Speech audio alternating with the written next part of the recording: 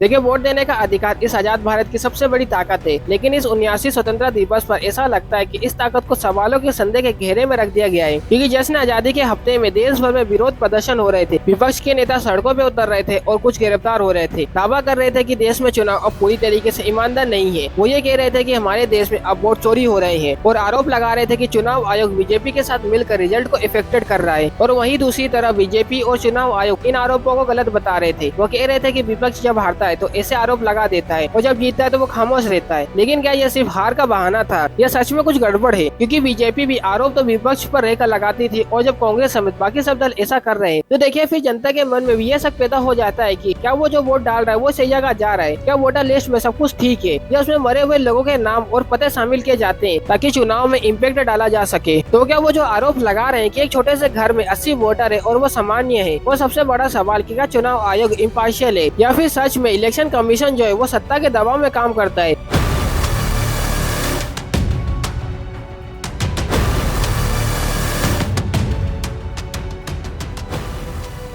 7 अगस्त 2024 को राहुल गांधी ने एक प्रेस कॉन्फ्रेंस में बड़ा दावा किया। यह कहा कि चुनाव आयोग बीजेपी के साथ मिलकर वोट चोरी कर रहा है। उन्होंने कहा कि 2023 के मध्य प्रदेश के विधानसभा चुनाव और 2024 में जब महाराष्ट्र के विधानसभा चुनाव हुए तब उन्हें बड़ी गड़बड़ी का शक महसूस हुआ। राहुल गांधी ने कर्नाटका के बेंगलुरु सेंट्रल लोकसभा क्षेत्र की महादेवपुरा विधानसभा का एग्जाम्पल भी दिया। कहा कि उनके मुताबिक 12.5 लाख फर्जी वोटर्स जोड़े गए और इन्हीं वोटर्स की वजह से बीजेपी जीत गई। देखिए, राहुल गांधी ने आरोप लगाते वक्त 5 गड़बड़ियों का जिक्र किया, जैसे एक ही व्यक्ति के कई वोट थे और एग्जाम्पल भी दिया कि आदित्य श्रीवास्तव का नाम कर्नाटका, उत्तर प्रदेश और महाराष्ट्र की वोटर लिस्ट में था। गलत पतों का जिक्र किया, जैसे हाउस नंबर 0 या ऐसे पते जो असल में एग्जिस्ट ही नहीं करते थे। कुछ वोटर्स के पिता के नाम में इलेक्शन कमीशन ऑफ इंडिया जैसे अजीब से शब्द लिखे थे। एक ही पते पे बहुत सारे वोटर्स का जिक्र किया, जैसे एक छोटे से कमरे में 80 वोटर्स का जिक्र होना या बिना फोटो वाले वोटर्स या ऐसे फोटो जो इतने छोटे हो कि उनका चेहरा तक न दिखे। गलत उम्र वाले वोटर 70 साल की उम्र वालों को पहली बार का वोटर दिखाना। राहुल गांधी ने कहा कि अगर चुनाव आयोग उन्हें पूरी वोटर लिस्ट दे दे तो वह साबित कर देंगे कि भारत के प्रधानमंत्री नरेंद्र मोदी असल में जीत कर नहीं बल्कि वोटों की धांधली करके प्रधानमंत्री बने हैं। देखिए, अब ये आरोप बड़े ही गंभीर थे, इसलिए चुनाव आयोग ने इसका जवाब दिया। चुनाव आयोग ने कहा कि ये आरोप गलत और भ्रामक है। चुनाव आयोग का कहना है कि वोटर लिस्ट बनाते समय कांग्रेस ने कोई शिकायत नहीं की और इसके अलावा आयोग ने राहुल गांधी से शपथ पत्र मांगा जिसमें वह अपनी दी गई जानकारी को सही बताए ताकि इसकी जाँच की जा सके। यह नियम 1960 के रजिस्ट्रेशन ऑफ इलेक्टर्स रूल में है, लेकिन राहुल गांधी ने शपथ पत्र देने से मना कर दिया, ये कहते हुए कि डाटा आयोग का ही है। हालांकि इसके बाद ये खबर बहुत ही बड़ी थी, देश भर में इसको लेकर चर्चा शुरू हो गई। तो जर्नलिस्ट और मीडिया पर्सनल ने अलग अलग इंस्टीट्यूशन ने इसकी जांच शुरू कर दी। जैसे इंडिया टुडे की टीम ने महादेवपुरम में मुन्नी रेड्डी गार्डन के हाउस नंबर 35 की जांच की, जहां पर 80 वोटर्स होने का दावा था। वहां पर 10 से 15 स्क्वायर फीट का एक कमरा मिला जिसमें एक डिलीवरी बॉय रहता था और मकान मालिक जयराम रेड्डी ने बताया कि वह यह कमरा किराए पर देते हैं और किराएदार उसी पते पर वोटर पंजीकरण करवाते हैं, जिससे वोटर की संख्या बढ़ती चली गई। इंडियन एक्सप्रेस ने भी मराठा हाली जहाँ पर 40 वोटर होने का दावा था या फिर विनायक नगर जहाँ पर 68 वोटर होने का दावा था, यहाँ भी जांच पड़ताल की गई। यह इलाके दरअसल प्रवासी मजदूरों के हैं, लेकिन अब यहाँ पर कोई भी वोटर पंजीकृत नहीं मिला। राहुल गांधी ने शकुन रानी का एग्जाम्पल भी दिया, जिन्होंने कथित तौर पर 2 बार वोट डाला, लेकिन आयोग का कहना है कि शकुन रानी ने सिर्फ 1 बार वोट किया और राहुल द्वारा दिखाया गया टिक मार्क आधिकारिक रिकॉर्ड का हिस्सा नहीं है। आदित्य श्रीवास्तव के मामले में द क्यूट ने पाया कि उनका सिर्फ कर्नाटका का जो वोटर ID है वही सक्रिय है, बाकी पुराने पते जो इसको हटाने में देरी हुई है, जो धांधली के सबूत नहीं है। अब सवाल यह है कि इस काउंटर चार्जेस के बीच में तथ्य क्या कहता है। तो देखिए, कुछ जगह गड़बड़ियां सही है, जैसे एक पते पर ज्यादा वोटर या पुराने नाम को न हटाना। हालांकि क्या इसे साजिश कहा जाएगा, तो देखिए यह कहना थोड़ा मुश्किल है। यह सिस्टम की कमी की वजह से हो सकता है, लेकिन फिर भी आयोग से यह सवाल बनता है कि पुराने नाम समय पर क्यों नहीं हटाए जाते और इतने सारे वोटरों की जाँच क्यों छूट जाती है। तो इसमें आयोग का नियम क्या कहता है। दरअसल जून 2025 में आयोग की तरफ से ये कहा गया कि अगर कोई 45 दिन के अंदर नतीजों को कोर्ट में चुनौती नहीं देता है तो फिर CCTV की फुटेज जो होती है उसे डिलीट कर दी जाएगी। आयोग का यह तर्क है कि इससे सोशल मीडिया पर फुटेज का गलत इस्तेमाल रुकेगा, लेकिन यह नियम ट्रांसपेरेंसी पर सवाल उठाता है क्योंकि फुटेज से कई सारे सवालों के जवाब मिल सकते थे। अब सवाल यह है कि जिम्मेदारी किसकी। तो देखिए, जिम्मेदारी तो चुनाव आयोग की है। चुनाव आयोग को ट्रांसपेरेंसी जांच करनी चाहिए, लेकिन विपक्ष को भी शपथ पत्र जैसे कानूनी कदम उठाने चाहिए। इसके साथ ही विपक्ष को बूथ स्तर पर अपनी निगरानी को बढ़ाना पड़ेगा। उदाहरण के तौर पर दिल्ली की चांदनी चौक विधानसभा में 129 बूथ है, लेकिन कांग्रेस और आम आदमी पार्टी का वहाँ पर एक भी एजेंट नहीं था, जबकि बीजेपी बीजेपी के लगभग 90 बूथों पर एजेंट थे। मेरठ में 2758 बूथों पर विपक्ष का एक भी एजेंट नहीं था। बीजेपी की मजबूत निगरानी की वजह से वो वोटर लिस्ट पर नजर रख पाती है, लेकिन विपक्ष यहाँ पर भी पीछे रह जाता है। हालांकि मीडिया की तरफ से विपक्ष के आरोप और चुनाव आयोग की सफाई को लेकर जब जांच की गई और निष्कर्ष निकालने की बात की गई, तो इंडियन एक्सप्रेस, जो कि देश का एक रेप्यूटेड न्यूज़पेपर है, उसने यह कहा कि आयोग को आरोप का विस्तार से जवाब देना चाहिए, लेकिन बिना किसी सबूत के धांधली का दावा जो है वो बहुत ही गंभीर है। इकोनॉमिक टाइम्स ने भी माना कि निष्कर्ष जांच होनी चाहिए। अगर आयोग गलत है तो कार्रवाई की जाए, और अगर आरोप गलत है तो फिर राहुल गांधी के खिलाफ भी कार्रवाई होनी चाहिए। योगेंद्र यादव ने दरअसल 2024 में यह अनुमान लगाया था कि बीजेपी 240 से 260 सीट पाएगी। अब बीजेपी को 2024 के चुनाव में 240 सीट मिली। देखिए, योगेंद्र यादव वह व्यक्ति है जो कांग्रेस या विपक्ष के करीब माने जाते हैं। सरकार की तरफ से कई बार उन पर आंदोलनजीवी होने के आरोप लगते हैं, क्योंकि वह अलग अलग सरकार के खिलाफ आंदोलनों में हिस्सा लेते हैं। ऐसे में योगेंद्र यादव का यह दावा 240 सीट का लगभग सही निकला। ऐसे में क्या विपक्ष जो आरोप लगा रहा है धांधली का वो दावा सही है या फिर यह सिर्फ एक दावा है, ये सवाल उठाता है, क्योंकि योगेंद्र विपक्ष के करीब है। तो फ्रेंड्स, आज की इस वीडियो में इतना ही कवर करते हैं और नेक्स्ट वीडियो में जानेंगे कि क्या बिहार में सर यानी स्पेशल इंटेंसिव रिवीजन, उसमें क्या कोई गड़बड़ झाला है? क्या ईवीएम को हैक किया जा सकता है? क्या ईवीएम के सहारे वोटों को पलटा जा सकता है? और आखिरी सवाल, क्या चुनाव आयोग पूरी तरह से निष्पक्ष है? देखिए, आज ये सवाल केवल राजनीति के लिए नहीं बल्कि हमारे, आपके और भारत के लोकतंत्र के भविष्य के लिए बहुत ही जरूरी है। ये जानना बहुत ही जरूरी है हम सभी इंडियंस को। So I will meet next video and cover all remaining points. So don't forget to subscribe this channel.